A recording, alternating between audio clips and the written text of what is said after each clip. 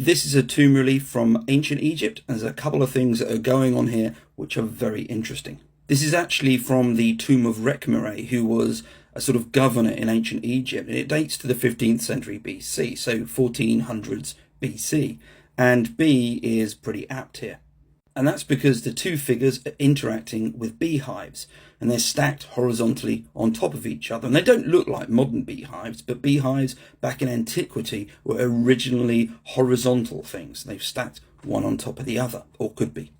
The lower figure is collecting honeycomb from the hives, but they're only able to do that because the figure that's above them is smoking out the bees. The really interesting thing is that this may have come from what was originally a religious ritual.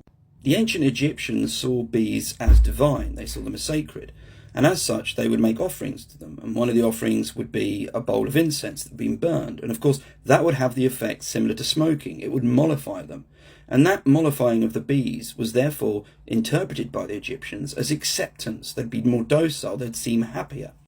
As such, the suggestion is that this then led to smoking of bees as being something that became a standard, i.e. this is how you treat bees in order to keep them happy, although by the later periods, obviously, no one's thinking that bees are sacred, but they are pretty special anyway.